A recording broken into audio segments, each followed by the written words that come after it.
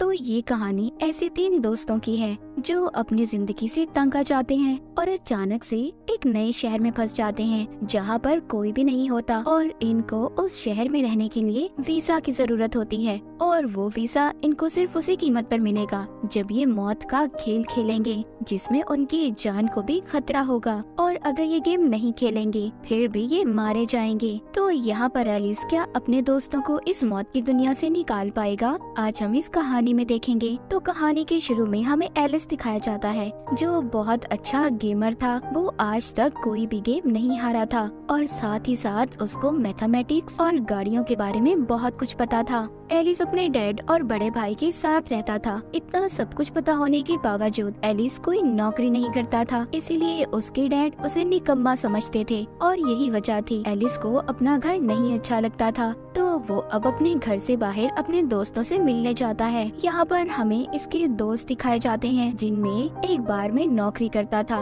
मगर उसका बॉस उसे नौकरी से निकाल देता है क्योंकि उसका चक्कर उसके बॉस की बीवी के साथ चल रहा था। फिर उसके बाद आता है उसका दूसरा दोस्त जिसको छोटा कहकर बुलाते थे, जिसकी जिंदगी कॉर्पोरेट की नौकरी करते हुए गुजर रही थी। महीने के आखिर में उसकी मॉम उसकी कमाई का बड़ा हिस्सा ले जाया करती थी। तो इन तीनों की जिंदगी को देखकर ऐसा लगता है कि तीनों ही अपनी जिंदगी से काफी परेशान थे मगर जब ये आपस में मिला करते थे तो अपने सभी गमों को भूल जाया करते थे। एक दिन वो सिगरेट पीते हुए सोचते हैं कि काश ज़ॉम्बी ब्रेकडाउन हो जाए जिससे सब अपनी अपनी जिंदगियां दोबारा से शुरू कर सके। तभी वो रोड के दरमियान में मस्ती करने लगते हैं जिससे एक गाड़ी का एक्सीडेंट हो गया था। पुलिस भी इनके पीछे लग गई थी। तभी वो एक बिल्डिंग के बाथरूम में आकर छुप जाते हैं लेकिन अचानक से सभी लाइट्स बंद हो जाती हैं और इनको किसी की भी आवाज नहीं आ रही थी। जब ये बाहर जाकर देखते हैं तो बाहर कोई भी नहीं था। पूरा शहर वीरान सुनसान था, ना कोई जानवर ना कोई इंसान, यहाँ तक कि पूरे शहर में लाइट भी नहीं थी।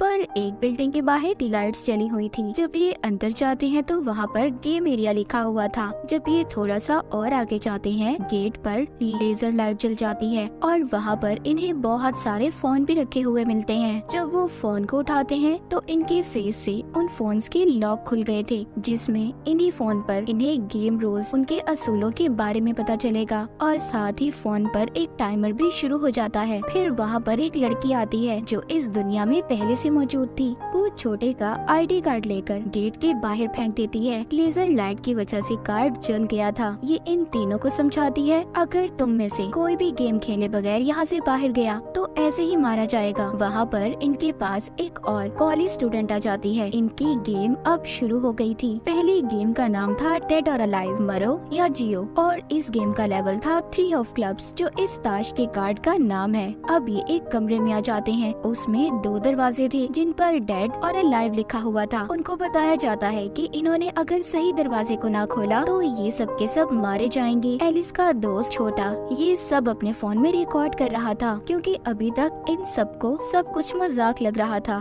तभी उस कमरे में गैस भरने लगती है। इन्होंने जल्दी किसी दरवाजे को खोलना था वरना इनके कमरे में आग लग सकती थी। यहाँ पर जो लड़की इनको मिली थी वो कहती है हमें अलाइव वाला दरवाजा ही खोलना चाहिए। ये बात सुनकर कॉलेज स्टूडेंट बिना सोचे समझे लाइव वाला दरवाजा खोल देती है जिससे वो बेचारी मारी जाती है। तभी वो लड़की डेड वाला दरवाजा खोलती है। सब अब वहाँ पर आ जाते हैं। ये सब के सब बच गए थे। अब सब इस गेम को सीरियस लेने लगे थे क्योंकि इसमें इनकी जान भी जा सकती थी। अगले कमरे में आकर भी वहाँ पर 2 दरवाजे थे। यहाँ पर लड़की जो इनके साथ थी वो एलिस से कहती है इस बार तुम्हें दरवाजा खोलना होगा। पर एलिस के अंदर इतनी हिम्मत कहाँ थी। उसका दोस्त जो बार में काम करता था वो दरवाजा खोल देता है और उसकी किस्मत इतनी अच्छी थी कि वो सही दरवाजा निकलता है। सब उस कमरे के अंदर चले गए थे। अब आगे भी 2 और दरवाजे थे। यहाँ पर भी इन्हें सही दरवाजे का चुनाव करना था। एलिस का दोस्त उससे कहता है तुम्हें अपना दिमाग इस्तेमाल करना होगा क्योंकि वो बहुत अच्छा गेमर था। तभी एलिस को याद आता है कि इस बिल्डिंग में आते हुए इसने एक मैप नक्शा देखा था जिसमें 7 कमरे थे और इन्हें यहाँ से बचने के लिए अंदर का दरवाजा खोलना होगा। सब अब अंदर वाले कमरे में आ जाते हैं जहाँ पर इनके सामने वही कमरा था जहाँ पर फिर से अलाइव लिखा हुआ था। एलिस अपने दोस्त का फोन लेकर फिर से पुरानी रिकॉर्डिंग चेक करता है। जब उस कॉलेज स्टूडेंट ने अलाइव वाला दरवाजा खोला था तो ये देखते हैं आगे उधर कोई भी दरवाजा नहीं था। मगर वो वक्त खत्म होने से पहले ही उसी दरवाजे को खोल लेते हैं। इन सब में एलिस के दोस्त छोटे का पाँव जख्मी हो गया था। ये गेम से बाहर आ चुके थे। इनके सामने 3 ऑफ क्लब्स का कार्ड रखा हुआ था। तभी उनके सबके फोन्स पर मैसेज आता है। इन सभी को 3 दिन का वीजा मिलता है क्योंकि वो कार्ड 3 ऑफ क्लब का कार्ड था। अब यहाँ पर आगे बढ़ने से पहले मैं आपको इनकी गेम के कुछ असूलों के बारे में बता देती हूँ। तो यहाँ पर ताश के कार्ड्स इनकी गेम से जुड़े हुए हैं। जैसे कि अगर उन्हें स्पेड का कार्ड मिलेगा तो गेम फिजिकल एक्टिविटी पर होगी, यानी कि उन्हें खुद ही अपने आप को इस्तेमाल करना होगा। मगर अगर कार्ड क्लब का हुआ तो गेम को पूरी टीम मिलकर खेलेगी। वहीं अगर कार्ड डायमंड का हुआ तो दिमाग लगाने वाला होगा, और अगर हार्ट का हुआ तो उन्हें आपस में ही एक दूसरे को धोखा देना होगा। अभी भी इनको वीजा की समझ नहीं आई थी। असल बात तो इनको तब पता चलती है जब इनके सामने एक आदमी मारा जाता है। एक लेजर लाइट आकर उस आदमी को मार देती है। इसका मतलब ये था कि अगर इनका भी वीजा एक्सपायर हुआ, खत्म हुआ, तो ये सब भी मारे जाएंगे और ये वीजा इन्हें तभी मिल सकता है जब ये मौत का खेल खेलेंगे। तो अब ये एक घर में आकर आराम करने लगते हैं क्योंकि एलिस के दोस्त छोटे के पाँव में चोट लग गई थी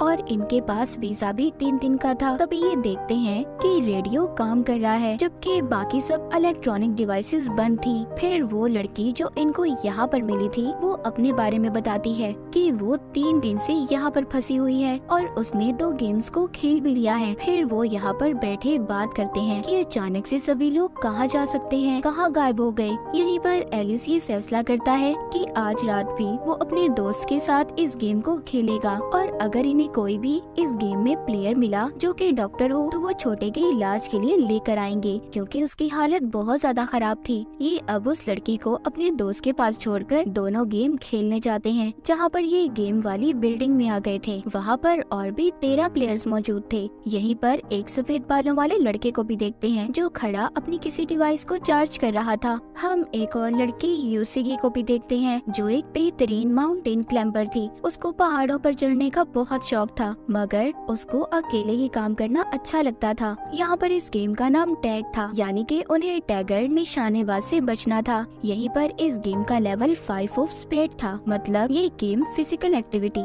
यानी कि अपनी जान इन्हें उस निशानेबाज से बचानी होगी। उन्होंने इस गेम में एक ऐसे कमरे को ढूंढना था जिसमें एक बटन है, उसको दबाने से गेम खत्म हो जाएगी और इसे खेलने का टाइम 20 मिनट का था। अगर इन्होंने इस गेम को खत्म ना किया तो पूरी बिल्डिंग वहीं पर ब्लास्ट हो जाएगी, सबके सब मारे जाएंगे। अब सब अलग अलग होकर उस दरवाजे को ढूंढने लगते हैं। ऊपर वाली बिल्डिंग पर सफेद बालों वाला लड़का भी खड़ा था जो सबको हाथ हिला रहा था, लेकिन अचानक से उधर निशानेबाज आ जाता है जिसने घोड़े का मास्क पहना हुआ था। यहीं पर मौत का खेल शुरू हो गया था। वो बगैर देखे ही सब पर गोलियों के निशाने लगाकर उन्हें मार रहा था। एलिस उसे देखकर समझ जाता है कि उसने जो मास्क पहना हुआ था उस वजह से वो सिर्फ सामने ही देख सकता था, अपने दाएं बाएं नहीं देख सकता था। ये बात एलिस वहाँ पर सबको बता देता है। तभी यूसीगी वहाँ से पाइप से मदद लेकर ऊपर वाली मंजिल पर जाकर दरवाजे को चेक कर रही थी। एलिस को यहाँ पर एक और प्लेयर मिलता है जिसका नाम एगोनी था और उसने हाथ पर अजीब सी घड़ी भी बांधी हुई थी। एगोनी एक ट्रेन फाइटर था। वो अपने साथी से कहता है तुम उस निशानेबाज का ध्यान भटकाकर नीचे की तरफ लाओगे और मैं उसको पीछे से मार दूंगा। जब वो उसे नीचे लाता है तो एगोनी उसे नहीं मारता बल्कि उसकी गोलियों के खत्म होने का इंतजार कर रहा था और अपने साथी को मरवा देता है। एगोनी कितना अजीब है ना। वो उसके बाद उस निशानेबाज पर गैस छोड़ता है और उसे मारने की कोशिश करता है। इसी दौरान एलिस को भी एक दरवाजा मिल गया था जहाँ पर बहुत सारे गोलियों के निशान थे, वरना अगर वहाँ पर कुछ ना होता तो निशानेबाज उस दरवाजे पर इतनी गोलियां ना चलाता। सफेद बालों वाला लड़का भी इस बात को समझ गया था। वो एलिस के साथ उसी कमरे में जाता है पर वहाँ पर उनका सामना एक और निशानेबाज से होता है। पर यहाँ पर ये सफेद बालों वाला लड़का अपनी डिवाइस से उस निशानेबाज को झटका देता है जिस डिवाइस को हमने शुरू में चार्ज होते देखा था, लेकिन वो निशानेबाज दोबारा से होश में आकर इन पर हमला करता है। एलिस बचते हुए एक और कमरे में आ गया था जहाँ पर ये देखता है उधर 2 बटन थे और इन दोनों को एक साथ ही दबाना था। एलिस अब आवाज देकर किसी को अपनी मदद के लिए बुलाता है। वहाँ पर यूसीगी आ गई थी। वो आकर देखती है कि निशानेबाज यहाँ पर भी पहुंचकर एलिस के साथ लड़ रहा था। तभी यूसीगी उसी सफेद बालों वाले लड़के की डिवाइस की मदद से एक और निशानेबाज को झटका देती है, जिसके बाद दोनों उछलकर एक साथ दोनों बटन्स को दबा देते हैं, पर टाइम खत्म हो गया था। लेकिन उन्होंने 1 सेकंड पहले ही अपने टास्क को पूरा कर लिया था। यहाँ पर जब निशानेबाज अपना मास्क उतारता है तो वो एक औरत थी। यहाँ पर हमें पता चलता है कि वो भी एक प्लेयर थी। उसका टास्क यहाँ पर सबको मारना था। एलिस देखता है उस औरत के गले में पट्टा बंधा हुआ था, जो कुछ देर के बाद ब्लास्ट हो जाता है। वो औरत मारी जाती है। इसके बाद एलिस और उसके दोस्त दोनों वॉकी टॉकी पर बात करते हैं। उन्हें एक बीच को तलाश करना था। सफेद बालों वाले लड़के को उसी औरत की जेब से कागज मिलता है जिस पर कुछ लाइंस बनी हुई थी। ये उसे अपने पास रख लेता है। फिर जब ये घर आकर बात करते हैं, जहाँ पर एलिस का दोस्त जो बार में काम करता था वो उनको उसी मैसेज के बारे में बताता है जो उसने वॉकी टॉकी पर सुना था। इधर वो लड़की जो छोटे के साथ थी, इन दोनों का वीजा खत्म होने वाला था, इसीलिए इन्हें दोबारा से गेम खेलकर वीजा हासिल करना था। ये गेम अब इन चारों को खेलनी थी और इसका नाम था हाइड एंड सीक। इस गेम में इन्होंने छुपकर एक दूसरे को ढूंढना था। इस गेम को खेलने के लिए इन्हें हेडफोन और ऐनकें दी जाती हैं। जैसे ही ये इसे पहनते हैं, इन सब की गर्दनें लॉक हो जाती हैं और इनके गलों में भी वैसा ही पट्टा आ गया था जो उस औरत की गर्दन में था। ये वो चश्मे लगाकर एक दूसरे के चेहरे को स्कैन कर रहे थे। इस गेम का लेवल 7 ऑफ हार्ट्स था। अब हार्ट का मतलब ये है कि इन्हें आपस में एक दूसरे को धोखा देना होगा। इस गेम में एक इंसान वुल्फ भेड़िया रहेगा और उसे बाकी प्लेयर से छुप कर रहना होगा और जिसने इसे पहचान लिया वो खुद भेड़िया बन जाएगा। गेम के 15 मिनट के बाद जो वुल्फ भेड़िया बनकर रहेगा, उसके अलावा बाकी सबको मार दिया जाएगा। यानी कि इस गेम में सिर्फ एक इंसान ही बचेगा। जब एलिस का छोटा दोस्त ये सुनता है कि सब मारे जाएंगे, वो पागल सा हो गया था और अपना वो पट्टा उतारने की कोशिश करता है। एलिस कहता है नहीं पागल, ऐसे मत करो वरना ये फट जाएगा। और इसी दौरान एलिस और छोटे का आई कांटेक्ट हो जाता है, मतलब वो बहुत ही गौर से एक दूसरे को देख रहे थे। यहाँ पर एलिस वुल्फ बन गया था। अब ये सब समझ गए थे कि इन्हें वुल्फ बनने के लिए एक दूसरे की आंखों में देखना होगा। जब वो लड़की वुल्फ बनती है तो जाकर एक गार्डन बाग में छुप जाती है। वो चाहती थी कि वो 15 मिनट तक छुपी रहे, उसे कोई ना ढूंढे, जिससे वो गेम में बच जाएगी। मगर इसको एलिस का बार वाला दोस्त ढूंढ लेता है। इन दोनों की आपस में वहाँ पर बहुत लड़ाई हो रही थी। एलिस भी यहाँ पर आ गया था, इन्हें छुड़वाने की कोशिश कर रहा था, मगर वो वुल्फ बन जाता है। ये दोनों अब एलिस को घेरकर उसे मारने लगते हैं, लेकिन छोटा दोस्त वहाँ पर आकर एलिस को यहाँ से भागने का कहता है। इन तीनों को यहाँ पर अपनी पुरानी यादें याद आ रही थी कि इन्होंने कितना अच्छा वक्त एक साथ गुजारा था और वो लोग कितने प्यार से रहा करते थे। मगर अब इस गेम की वजह से वो एक दूसरे के दुश्मन बन चुके थे। एलिस सब याद कर रो रहा था। वो अपने दोस्तों को ढूंढता है, उन्हें आवाज लगाता है, पर कोई जवाब नहीं देता क्योंकि सब अब यही चाहते थे कि एलिस ही आगे इस गेम को खेले। आखिर के 10 सेकंड में बार वाला दोस्त एलिस को मिल गया था। वो एलिस से कहता है कि एलिस तुम्हारा शुक्रिया, और एलिस की आंखों के सामने उसके दोस्त का पटा फट जाता है जिससे उसकी मौत हो गई थी। एलिस के तीनों दोस्तों की गर्दनें उड़ गई थी। वो अपने दोस्तों की मौत पर बहुत रोता है, उसको बहुत दुख हो रहा था। अगले दिन यूसिकी जब अपने लिए खाना तलाश कर रही थी तो रोड पर वो पड़े हुए एलिस को देखती है। उसको उठाकर वो अपने घर ले आई थी। हम देखते हैं यूसिकी को घर में अकेले रहना पसंद था। जब एलिस को होश आता है तो वो उसको बताती है, तुमने गेम में मेरी मदद की थी इसलिए मैं तुम्हारी मदद कर रही हूँ। यूसिकी उसको बताती है कि मेरे डैड एक बहुत अच्छे माउंटेन क्लाइंबर थे, उनको पहाड़ों पर चढ़ने का बहुत शौक था, पर जब उनकी मौत हुई तो मीडिया वालों ने झूठी खबरें फैलाई कि उन्होंने अपनी जान खुद ली है। उसका बताने का ये मतलब था कि एक ना एक दिन हम अपने प्यारों को जरूर खोएंगे, पर इसका मतलब ये नहीं हम उनके साथ मर जाएं। मौत तो तभी आएगी जब हमारा वक्त होगा, इसलिए जब तक हम जिंदा हैं हमें लड़ना होगा। वो एक किस्म का एलिस को हौसला दे रही थी। एलिस उसकी बातें सुनकर उठता है और ये फैसला करता है कि वो इस गेम की हेड को ढूंढेगा और अपने दोस्तों की मौत का बदला लेगा। पर अब इन दोनों का वीजा भी खत्म होने वाला था, इसीलिए अभी रात को गेम एरिया एक टनल में पहुंच जाते हैं। वहाँ पर आगे जाने पर इनको बस में 3 प्लेयर मिलते हैं जो पहले ही 3 गेम्स जीत चुके थे और इनकी काफी अच्छी दोस्ती भी थी। एक प्लेयर के पाँव पर चोट लगी हुई थी, वो ठीक तरह से चल नहीं पा रहा था। इस गेम का नाम था था डिस्टेंस, फासला, और इस गेम का लेवल 4 ऑफ क्लब है, यानी कि ये टीम वर्क वाली गेम थी। सबको मिलकर खेलनी होगी। इनको 2 घंटे से पहले अपनी जगह पर पहुंचना था, और अगर इन्होंने ऐसा नहीं किया तो आप जानते हैं कि इनके साथ क्या होगा। इनके फोन में इंडिकेटर भी था, जिससे इन्हें पता चलता है कि इन्होंने कितना फासला तय करना है। ये बस को चलाने की कोशिश करते हैं, पर उसमें फ्यूल ही नहीं था। फिर ये सभी भागकर फासला तय करने की कोशिश करते हैं। इन्होंने उस टनल की दूसरी साइड तक जाना था, जो काफी लंबा रास्ता था। यहाँ जिस प्लेयर के पाँव में चोट लगी थी वो भाग नहीं सकता था, इसीलिए अपने दोस्तों को जाने का कहता है। वो जाना तो नहीं चाहते थे, पर अब खैर कर भी क्या सकते थे। अब ये उसको वहीं पर छोड़कर चले जाते हैं। जब ये भागते भागते 6 किलोमीटर का फासला तय करते हैं, तभी वहाँ एक काला पैंथर आ गया था, जो उनमें से 3 प्लेयर में से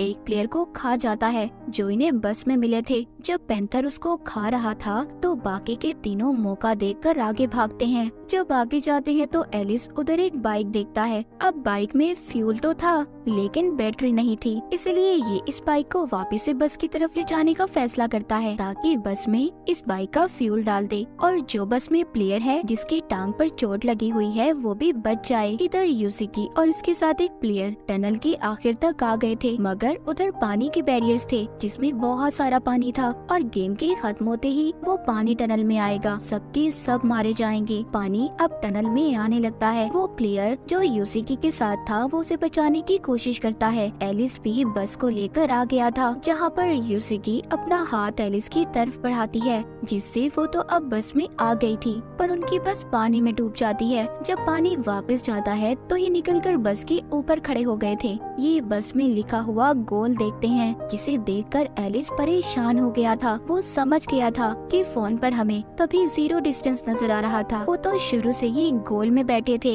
ये तीनों इस गेम को जीत गए थे। जिसके बाद एलिस और यूसिकी एक पुल के नीचे खड़े होकर बात कर रहे थे। एलिस उसको एक बीच के बारे में बताता है। कहता है हमें इस गेम के हेड को ढूंढना होगा, क्या पता वहाँ उस जगह पर लोग भी हों। ये अब कुछ दिन तक हेड को ढूंढते रहते हैं। इसी दौरान यूसिकी एलिस को शिकार के तरीके भी बताती है। इनकी दोस्ती अब काफी अच्छी हो गई थी। एक दिन यूसिकी और वो गेम एरिया में सभी प्लेयर्स पर नजर रख रहे थे। वो उनके हाथ पर वही अजीब सी बंधी हुई घड़ी को देखते हैं, जो हमने एगुनी के हाथ और उसके साथियों के हाथ पर बंधी देखी थी। ये समझ गए थे कि जिन लोगों ने घड़ी पहनी हुई है वो एक खास ग्रुप का हिस्सा है, जो गेम के बाद जिंदा बचते हैं और गाड़ी में बैठकर निकल जाते हैं। ये दोनों उस गाड़ी का पीछा कर रहे थे। ये पीछा करते करते एक जगह पर पहुंच जाते हैं। इन्हें एक होटल नजर आता है। ये देखकर सोचते हैं कि पूरे शहर में बिजली नहीं है, पर यहाँ पर पूरी बिजली है। इतने में कोई वहाँ पर आकर इन्हें बेहोश करके अपने साथ ले गया था। जब इनको होश आता है तो इनके सामने कुछ लोग थे। वहाँ पर एक आदमी जिसको सब हेटर कहते थे, कहता है मैं यहाँ का किंग हूँ, और उसको रियल वर्ल्ड असल दुनिया में भी जाने का रास्ता पता था।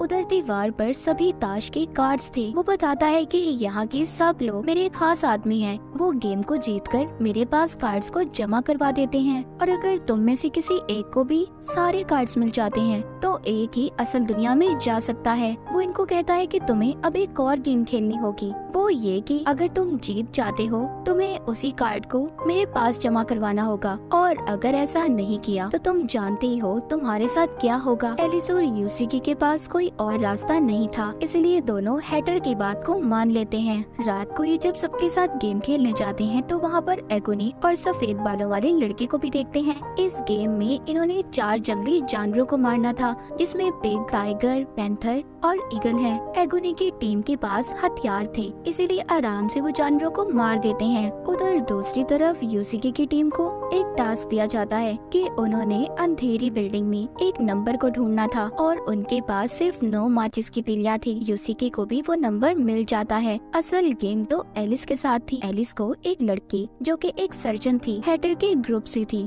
इसलिए एलिस का टेस्ट ले रही थी कि वो काबिल है या नहीं, कि उसे हैटर की टीम में रखा जाएगा या नहीं। जो एलिस के साथ ये लोग गेम खेलने वाले थे उसका नाम था लाइट बल्ब। सभी प्लेयर्स को बिजली के ट्रांसफार्मर्स के नीचे खड़ा किया जाता है, और टनल में भी पानी भर रहा था। इस गेम का लेवल था 4 ऑफ डायमंड्स, मतलब यहाँ पर एलिस को अपना दिमाग लगाना था। इनके सामने एक बल्ब था और सामने 3 स्विचेस थे, A, B और C। इन्हें पता करना था कि किससे बल्ब जलेगा, मगर मगर इनकी असल परेशानी ये थी कि बल्ब वाला दरवाजा बंद हो जाएगा, इनको नहीं पता चलेगा कि बल्ब चल रहा है या नहीं। वहीं पर एक लड़की तारों को जब चेक करती है तो बेचारी बेमौत मारी गई थी, पर एलिस अपना दिमाग लगाता है और इस टास्क को भी पूरा कर लेता है। मतलब बी से स्विच चलाना था। उस सर्जन को जवाब पहले ही पता था, पर वो एलिस को कुछ भी नहीं बताती। अब खैर एलिस दोबारा से होटल आता है। एलिस को हैटर के सामने पेश किया जाता है क्योंकि एलिस भी अब इसकी टीम का हिस्सा बन चुका था। आज के दिन हैटर का भी वीजा खत्म होने वाला था, इसलिए वो सबको बताता है कि आज रात वो गेम खेलने जाएगा। एगोनी यहाँ पर अपने साथियों को इशारा करता है, शायद आज कुछ होने वाला था। रात को हैटर के जाने के बाद अगली सुबह एलिस और यूसी सबसे पूछते हैं कि असल दुनिया में जाकर उनके साथ क्या होता है। कोई कहता है क्या पता वो अगली गेम में फंस जाएं, कोई कहता है वो लेजर लाइट से मारे जाएंगे। किसी के पास भी सही जवाब नहीं था। तभी एलिस को गोलियों की आवाज सुनाई देती है। जब ये देखने जाता है तो उधर एगोनी के आदमी बहुत सारी लाशों को डस्टबिन में डाल रहे थे। इधर सफेद बालों वाला लड़का आता है और बताता है कि ये सब उन लोगों की लाशें हैं जिन्होंने इस होटल के असूलों को नहीं माना था और मेरे पास यहाँ से निकलने का एक प्लान है। वो कहता है कि हमें सबसे पहले हैटर्स के सभी कार्ड्स को चुराना होगा। हम उस पर एतबार नहीं कर सकते कि वो हमें असल दुनिया में भेजेगा भी या नहीं। एलिस भी मान जाता है। जब इनको मीटिंग में बुलाया जाता है तो इन्हें वहाँ जाकर पता चलता है कि हैटर मर गया है। एगोनी बताता है कि हैटर गेम में मारा गया, मतलब उसका भी खून हो गया था। एगोनी खुद को उसके मरने के बाद वहाँ का किंग बना लेता है। जब सब प्लेयर्स को ये बात पता चलती है कि एगोनी अब उनका नया किंग है और हैटर मर चुका है, सभी बहुत परेशान हो गए थे। इसी दौरान सफेद बालों वाला लड़का एलिस को एगोनी के कमरे में भेजता है ताकि उसकी तिजोरी में से वो सभी कार्ड्स को चुरा सके। ये एलिस को जब पासवर्ड बताता है तो वो गलत था। वहाँ पर सायरन बजने लगते हैं। सफेद बालों वाले लड़के ने पासवर्ड तो सही बताया था, पर एलिस गलत तिजोरी की तरफ चला गया था। जब एगोनी के आदमी एलिस को पकड़कर मार रहे थे तो एगोनी वहाँ पर हिरन वाली पेंटिंग की तरफ देख रहा था। सफेद बालों वाला लड़का समझ गया था कि तिजोरी उस पेंटिंग के पीछे है। उधर एलिस को इन लोगों ने पकड़ लिया था। आज रात उसका वीजा भी खत्म होने वाला था। दूसरी तरफ सफेद बालों वाला लड़का तिजोरी तक पहुंच गया था और सभी कार्ड्स को चुराकर अपनी दोस्त के साथ होटल से बाहर जाने लगता है। उसकी दोस्त को जाते हुए एलिस के बारे में बुरा लग रहा था। जब वो होटल से बाहर जाने लगते हैं तो देखते हैं होटल पर लेजर लाइट थी, मतलब आज रात गेम एरिया उनका होटल ही था और होटल में जितने भी लोग थे सब वहाँ के प्लेयर बन चुके थे। तभी होटल में एक अनाउंसमेंट ऐलान किया जाता है। सब एक जगह पर जमा हुए थे जहाँ पर एक लड़की को मरा देखते हैं। किसी ने चाकू से उसे मार दिया था। उन सबके फोन पर उन्हें मैसेज मिलता है, सबको इस लड़की के कातिल को ढूंढना होगा और इस गेम का नाम है विच हंट। इनके पास 2 घंटे थे और कातिल को ढूंढकर इन्हें होटल के बाहर जलाना होगा, तभी गेम का दी एंड होगा। सभी उसकी दोस्त को आग में जलाने की कोशिश कर रहे थे क्योंकि उन्हें लग रहा था कि असल कातिल उसकी दोस्त ही है, क्योंकि वही हमेशा उसके साथ रहती थी। पर सर्जन लड़की आकर सबको रोकती है। अब वहाँ पर एगोनी भी आ गया था। अपने आदमियों से कहता है कि सबको मार दो क्योंकि कातिल इन्हीं में से है। अगर कातिल को मार दिया तो गेम खुद ही खत्म हो जाएगी। इसी वजह से होटल में एक हलचल मच जाती है। एलिस को भी यूसी की ढूंढ लेती है। उधर सर्जन लड़की उस मरी हुई लड़की की लाश से चाकू निकालकर उस पर उंगलियों के निशान को चेक करती है। छत पर सफेद बालों वाला लड़का एगोनी के आदमी से मिलकर कहता है, हम में से कोई तो है जो गेम मास्टर से मिला हुआ है और उसको हमारी सारी इन्फॉर्मेशन दी है। पर ये सब सुनकर उस आदमी को बहुत गुस्सा आता है। वो सफेद बालों वाले लड़के को शूट करने वाला था, तभी उधर वो उल्टा फ्लेयर गन से उसे ही आग लगा देता है। सर्जन को भी पता चल चुका था कि असल कातिल कौन है। इससे पहले वो सबको बताती कुछ लोग आकर उसे बेहोश कर देते हैं। एगोनी सबको जमा करता है। एलिस कहता है, असल कातिल तुम हो। एगोनी कहता है, हाँ मैंने मारा था उस लड़की को, पर किसी के अंदर भी हिम्मत नहीं थी कि एगोनी पर कोई गोली चलाता। एलिस कहता है, नहीं तुमने उस लड़की को नहीं मारा बल्कि हैटर को मारा है। एगोनी ने हैटर को इसलिए मारा था क्योंकि हैटर का दिमाग इन लोगों के दरमियान में रहकर खराब हो चुका था। वो इस गेम के पीछे कुछ भी करने को तैयार था, लेकिन वो उसका बहुत अच्छा दोस्त था। वो उसे कभी भी गंवाना नहीं चाहता था, इसीलिए अब उसको लग रहा था कि हैटर की मौत के जिम्मेदार सब लोग हैं। इसीलिए उसने होटल में कत्लेआम शुरू करवाया था। एलिस कहता है कि गेम मास्टर हमारे साथ अभी भी गेम खेल रहा है ताकि वो हमें यहाँ पर फंसा सके। इस लड़की ने खुद अपने आप को मारा है। इस बात को साबित करने सर्जन लड़की भी आ गई थी। वहीं पर उस मरी हुई लड़की की दोस्त कहती है, मैं ही डीलर हूँ जो गेम मास्टर से मिली हुई हूँ। तभी एक लेजर लाइट आकर उसे बहुत ही बेरहमी से मार देती है। तभी वहाँ पर एगोनी का एक आदमी आकर सब पर गोलियां चला रहा था, मगर एगोनी उसे आग में लेकर कूद जाता है और सबकी जान बच गई थी। फिर बाकी के लोग भी उस मरी हुई लड़की की लाश को आग में डालकर जला देते हैं, जिससे गेम यहीं पर खत्म हो गई थी। होटल को आग लग चुकी थी। सब जलते हुए होटल को देख रहे थे। तभी हम सफेद बालों वाले लड़के को देखते हैं। उसके पास 10 ऑफ हार्ट्स का कार्ड था। अब उसको यहाँ से निकलने के लिए बस फेस कार्ड की जरूरत थी। अगले दिन एलिस उस मरी हुई लड़की की वीडियो देखता है, जिसमें वो बताती है कि वो गेम डीलर है और उन्हें हर गेम का एंड पता होता था। उन्हें गेम को दिलचस्प बनाने के लिए कहा जाता था और जिस दिन इन्होंने बताया कि वो गेम डीलर हैं, दोनों मारी जाएंगी। ये उनकी वीडियो में एक बेस को भी देखते हैं। जब ये उधर जाकर देखते हैं तो वहाँ पर बहुत सारी लाशें पड़ी थी।